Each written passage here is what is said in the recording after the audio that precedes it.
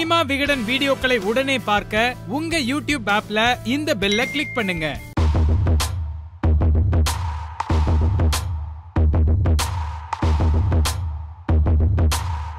ஒவ்வொரு டிக்கெட்டுக்கு ₹1 தயாரிப்பாளர் சங்கம் சார்பாக நாங்கள் வந்து விவசாயிகளுக்கு வந்து நாங்கள் கொடுக்க போகிறோம்.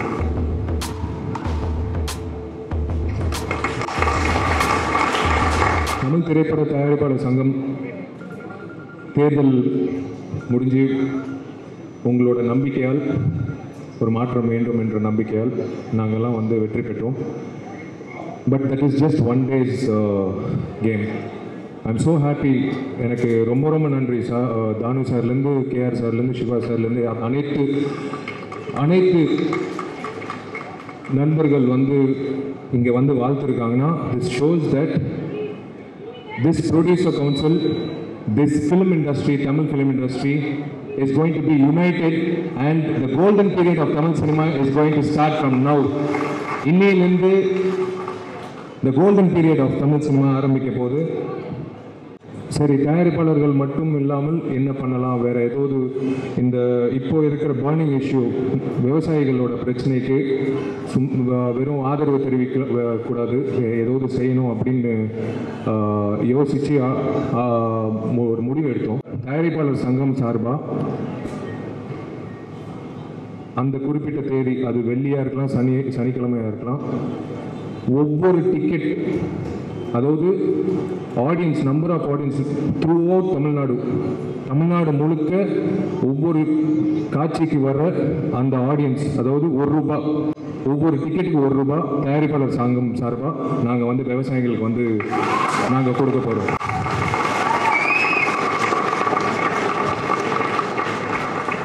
ஒவ்வொரு டிக்கெட்டுக்கு ₹1. அது எத்தனை கோடியில் போய் சேரும்ன்றது எங்களுக்கு தெரியாது. ஆனால் நாங்கள் வந்து அந்த விவசாயிகள் கஷ்டப்படுற, அந்த டெல்லியில் கஷ்டப்படுற அந்த விவசாயிகள் ஆகட்டும், தமிழ்நாடு முழுக்க கஷ்டப்படுற விவசாயிகள் ஆகட்டும், அவங்களுக்கு வந்து இந்த தயாரிப்பாளர் சங்கம் கண்டிப்பாக உறுதுணையாக இருக்கும். இந்த நடிகர் சங்கம், இந்த தயாரிப்பாளர் சங்கம், 2 சங்கம் சேர்ந்து ஒரு ஒரு அவார்ட் ஃபங்க்ஷன் ஒவ்வொரு வருஷமும் செய்ய போகிறோம்.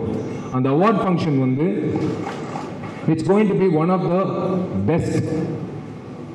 ஒரு ஃபிலிம் ஃபேரோ, ஒரு ஐஃபாவோ அந்த மாதிரி ஒரு நிகழ்ச்சி நடத்தி, அந்த நிகழ்ச்சி மூலிமா கிடைக்கிற நிதி கிட்டத்தட்ட ஒரு ஸ்டார் கிரிக்கெட் போன வருஷம் பண்ணோம், ஒரு ₹9 கோடி ஒரு தொலைக்காட்சி மூலிமா வந்தது. அதுக்கப்புறம் வந்து கிட்டத்தட்ட ₹13 கோடி வந்து நிதி திரட்டணும். இப்போது அதுக்கான முயற்சி இந்த வருடமே அந்த அவார்ட் ஃபங்க்ஷன் நடத்தி நாங்கள் மினிமம் ஒரு 10 crores உள்ளே கொண்டு வர போகிறோம் இந்த சங்கத்துக்குள்ளே. மேற்கொண்டு இளையராஜா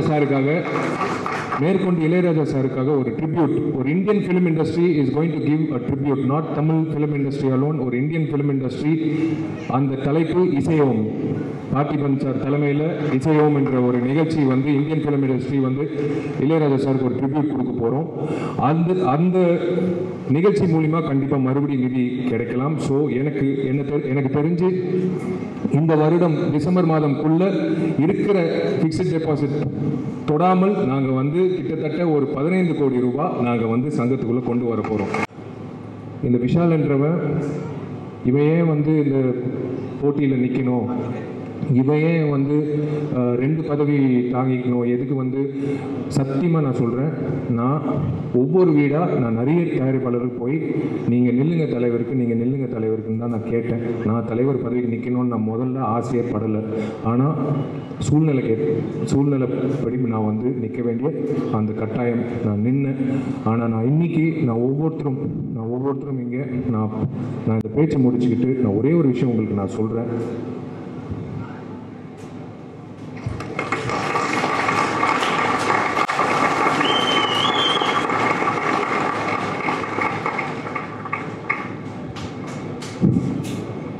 சத்தியமாக நான் நல்லது மட்டும்தான் பண்ணணுங்க. கண்டிப்பாக தயாரிப்பாளர் சங்கத்துக்கு நல்லது நடக்கும், இண்டஸ்ட்ரி நல்லா இருக்கணும், அவ்வளோதான். Hi, please subscribe to Cinema Vigadan.